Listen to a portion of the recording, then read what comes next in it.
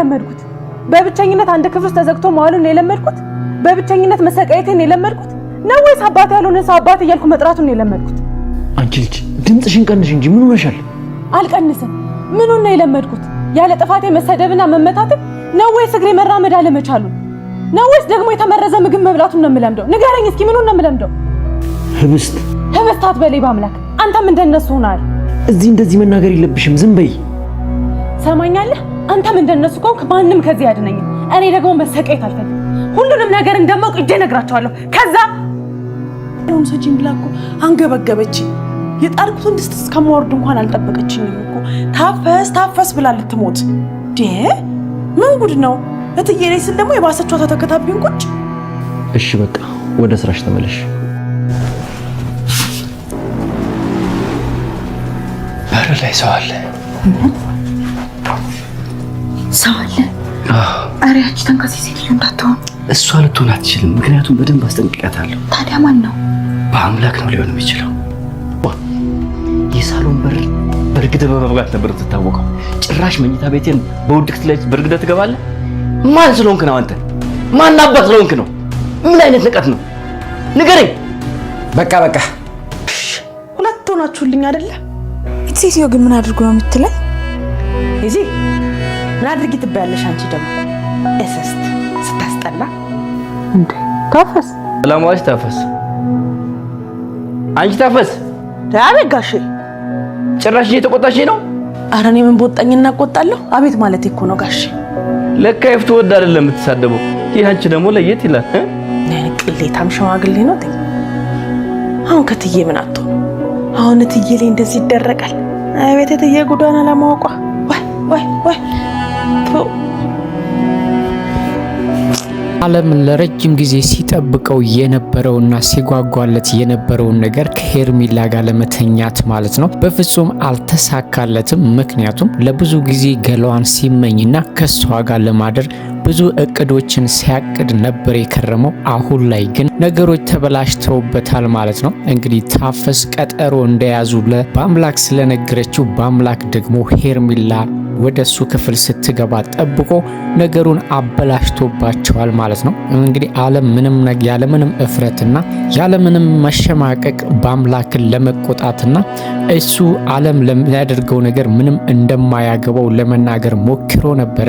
ግን ደግሞ ዓለም ያቀደው ነገር ከሄርሜላ ጋር መተኛቱን በፍጹም አልተሳካለትም። አሁን ላይ እንግዲህ ዓለም ያለበት ሁኔታ አስቸጋሪ ነው የሚሆንበት። ምክንያቱም ከሄርሜላ ጋር ያለውን ግንኙነት በአምላክ አውቆበታል። በአምላክም እንግዲህ አሁን ላይ ዓለምን በቁጥጥሩ ስር ሊያደርገው ይችላል። ምክንያቱም ይሄ ነገር እንግዲህ ዓለምና የሄርሜላ ግንኙነት ይፍቱ ስራ ጆሮ ከደረሰ ዓለም ትዳሩ ያበቃለታል። ምናልባትም እንግዲህ ዓለም አሁን ላይ ነገሩን ቀለል አድርጎ ይየው እንጂ እየተፈጠረ ያለው ነገር በኋላ ላይ ህይወቱን ምስቅልቅል ሊያደርግበት እንደሚችል በፍጹም አልተገነዘበም ማለት ነው።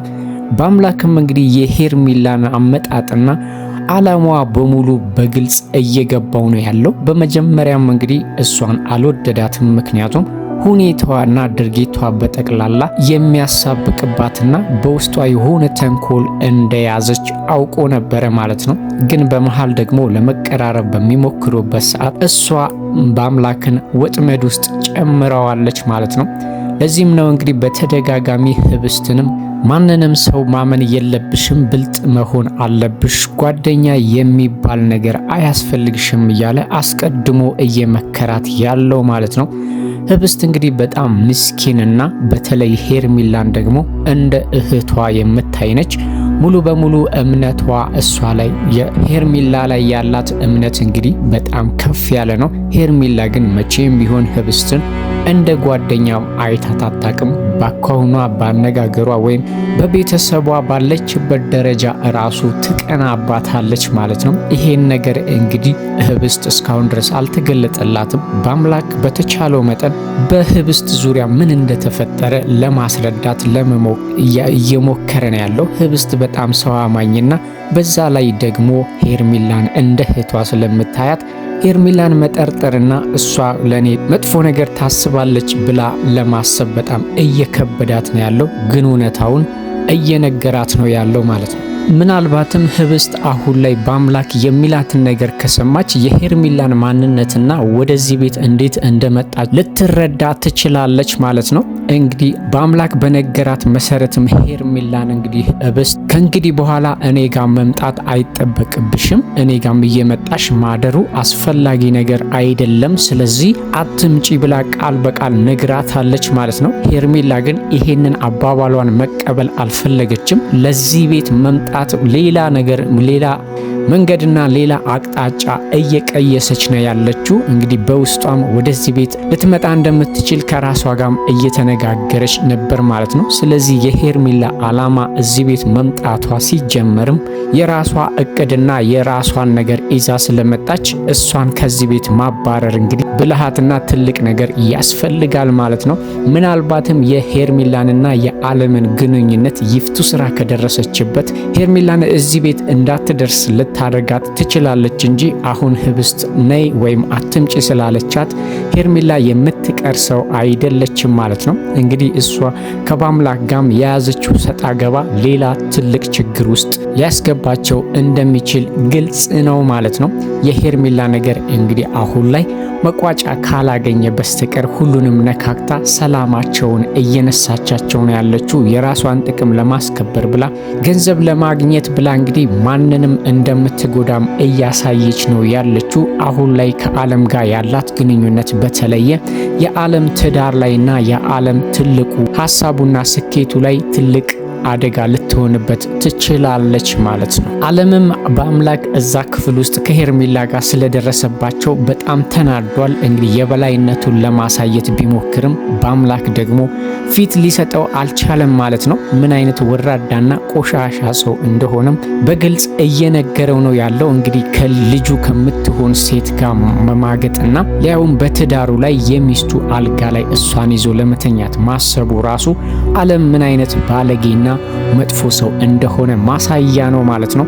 ምናልባትም ዓለም በአምላክን የሚያስቸግረው ከሆነ ምናልባትም የሄርሜላንና የዓለምን ግንኙነት ይፋ ካደረገ ይፍቱ ስራ ሙሉ ለሙሉ ሀሳቧን ከወንድሟ ከባምላክ ጋር ልታደርግ ትችላለች ማለት ነው። መቼም ትዳሯ ሲወሰድባትና አይኗ እያየ ባሏ ከሌላ ሴት ጋር ሲማግጥ አይታ ዝም ማለት አትችልም። በዛ ላይ ደግሞ የሄርሜላ አለባበስ በቤቱ ውስጥ ራሱ ለይፍቱ ስራ በጣም አስገርሟታል። ምኗም አልተመቻትም። ለስራ ትጠቅመኛለች ወይም ደግሞ ህብስትን ስለምትቀርባት ለህብስት ሄርሜላ ምንም ነገር ብትነግራት ታምናለች ብላ ስላሰበች እንጂ እዛ ቤት ውስጥ እንድትቆይ ያደረገቻት አኳኋኗና ሁኔታዋ ግን ጥሩ እንዳልሆነ ገብቷታል ማለት ነው። እንግዲህ ቤት ውስጥም ራቁቷን ነው የምትንቀሳቀሰው ማለት ይቻላል። ይሄ ነገር ደግሞ ለይፍቱ ስራ ፈጽሞ ደስ አላላትም። ቤት ውስጥ ወንዶች አሉ፣ ስለዚህ መገላለጥሽን ብታቆሚና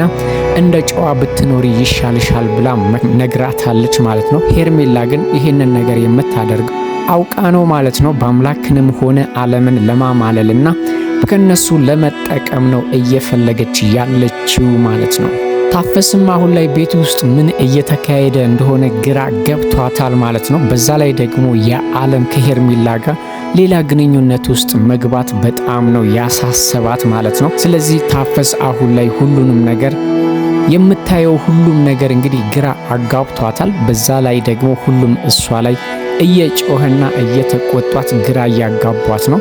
ምናልባትም እንግዲህ አሁን ላይ የሄርሜላን ማንነትና አስተሳሰብም ታፈስ ጠንቅቃ ታውቃለች። እቤት ውስጥ እንግዲህ ምን እየተካሄደ እንደሆነ ግራ ቢገባትም ያየችውንና የሚደረገውን ነገር በሙሉ ለባምላክ እየነገረች ነገሮች እንዳይበላሹ እያደረገች ነው ያለችው። ሄርሜላ እንግዲህ የነ ዓለምና የይፍቱ ስራ የተንኮላቸው ተባባሪ እንደሆነችም ገብቷታል ማለት ነው። ከህብስት ጋር ያላት ግንኙነት ቢቋረጥና አሁን ላይ ለህብስት ሐሳቢ መምሰሏ ራሱ የውሸት እንደሆነ ታፈስ በጣም ገብቷታል። ምግብ አልበላም ስትል ራሱ እየወተወተች ሄርሜላ እንድትበላ አድርጋታለች። ይሄ ደግሞ የይፍቱ ስራ ምክር ስለሆነ ታፈስ በሄርሜላ ምን እያደረገችና ወይም ደግሞ እንዲህ ያደረገች ያለችው የይፍቱ ስራ እጅ እንዳለበት ጠርጥራለች ማለት ነው። ለህብስት ፈጽሞ አስባ እንዳልሆነ ገብቷታል፣ ግን ደግሞ በግልጽ መናገር አልፈለገችም። ምክንያቱም አንቺ እኮ የይፍቱ ስራ ተባባሪ ነሽ ወይም ደግሞ ልጅቷን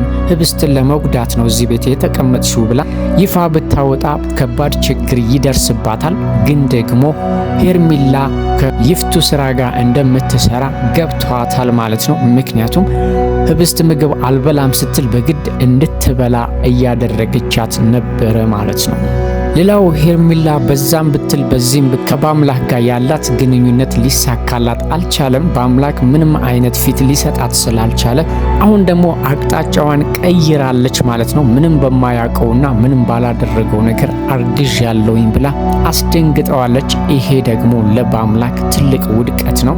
አሁንም በሄርሜላ ነገር እንግዲህ በጣም ተጨንቆ ከህብስትም ሆነ ከሚሰራው ስራ ራሱ እየራቀ ነው ያለው። ይሄ ደግሞ አሁን የሰማው ነገር ደግሞ ጭራሽ እንኩትኩቱን ነው የሚያስወጣው። ግን ደግሞ ቆም ብሎ ቢያስብና ቢያስመረምራት ምናልባትም ውሸቷን እንደሆነ ሊረዳ ይችላል። ግን አሁን ላይ ሙሉ በሙሉ አርግዥ ያለውኝ ብላ አስደንግጠዋለች ማለት ነው።